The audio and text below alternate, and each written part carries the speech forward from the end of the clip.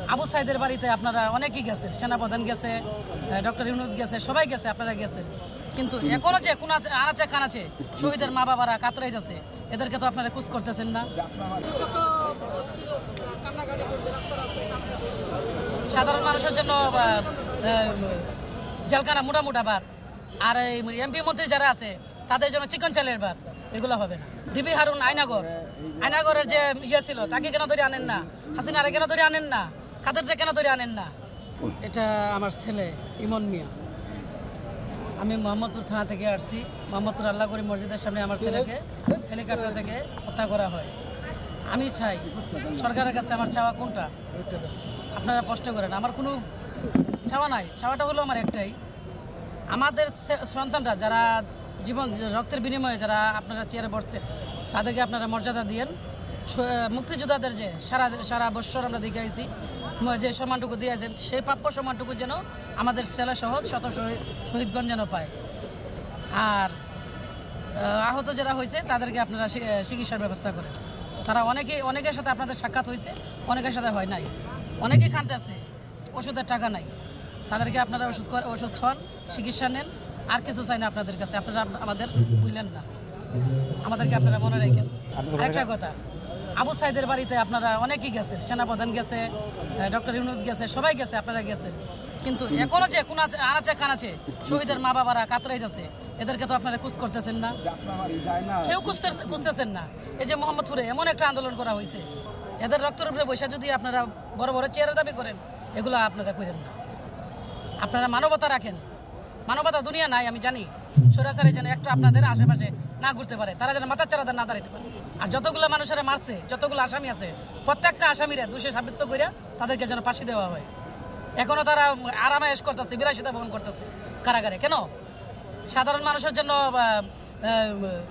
জেলখানা মোটা ভাত, আর এই এমপি মন্ত্রী যারা আছে তাদের জন্য চিকন চালের ভাত, এগুলো হবে না। ডিবি হারুন আয়নাগরের যে ইয়ে ছিল, তাকে কেন ধরে আনেন না? হাসিনারে কেন ধরে আনেন না? কাদেরটা কেন ধরে আনেন না? মোহাম্মদপুরের রাজীব কমিশনার, এদেরকে কেন ধরে আনেন না?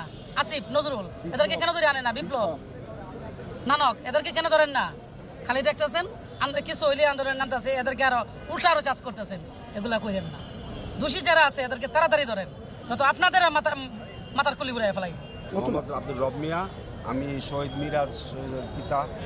আজকে এখানে আসা জুলাই থেকে 5ই আগস্ট পর্যন্ত এই স্বৈরাচার খুনি হাসিনা যেভাবে আওয়ামী লীগ, ছাত্রলীগ, যুবলীগ, পুলিশ বাহিনী দিয়া যেভাবে আপনার কাণ্ডব চালাইছিল, হানিফ ফ্লাইওভার নিচে মেন গেটে যাত্রাবাড়ি থানার সামনে আমার ছেলের মরা রক্তাক্ত দেহ এখানে পুলিশের গুলিতে আপনি লুটে পড়ে আজকে 5 মাস হয়ে গেল। রাষ্ট্রীয়ভাবে আমরা কোনো সাড়া পাইনি। এবং যাত্রাবাড়িতে হানিফ ফ্লাইওভার নিচে আমরা 48 জনের শহীদের 4টা থানা মিলে আমরা এটা এককভাবে সরকারি আমরা কোনো ধরনের পাইনি, সাহায্য সহযোগিতা পাইনি। আমাদের নিজস্ব অর্থায়নে দিয়ে আমরা 48 জনের শহীদের তালিকা টাইসের মাধ্যমে এবং কে কোন পেশা ছিল ওই পেশা উল্লেখ করে আমরা দিয়েছি। কিন্তু দুঃখের বিষয় একটা, এখানে যেভাবে প্রস্রাব করে, নোংরা কাজ করে আপনাদের মাধ্যমে জাতির কাছে, রাষ্ট্রের কাছে এবং বৈষম্য ছাত্র আন্দোলনের এই বাবক কাছে আমার এই শহীদ পিতার একটা আবেদন এবং রিকোয়েস্ট, প্রত্যেকটা শহীদ পরিবার পক্ষ থেকে এবং যাত্রাবাড়িতে যাতে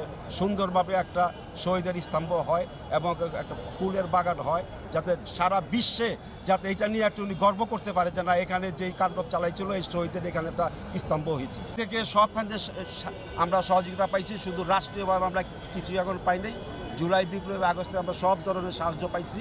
বিষয়টা হয়েছে আমরা যাতে আমার সন্তানদের যারা খুন করেছে, ক্ষতি করেছে এবং গুলি করেছে, তাদেরকে যাতে আমরা বিচারটা দেখতে পাই, তাদের রায়টা যাতে শুনতে পারি। আর একটা জিনিস, আমাদের সন্তানকে যাতে রাষ্ট্রীয়ভাবে শহীদের তালিকা সুন্দরভাবে একটা আপনাকে নিয়ে আসে, এই তালিকা যাতে কোনো বিন্দু মাত্র মুক্তিযোদ্ধা পাবে, যেভাবে আপনার এক ভুয়া মুক্তিযোদ্ধা সাইজা এই দোসররা টাকার বিনিময়ে ওই বাবা যারা অরিজিনাল মুক্তিযোদ্ধা ছিল, দেশের জন্য হাত দিছে, পান দিছে, পানি খাওয়াইছে, মেহনত করছে, ওদেরকে খুঁজে যাতে মুক্তিযোদ্ধার সম্মানগুলো তাদেরকে আবার ফিরে দেয়।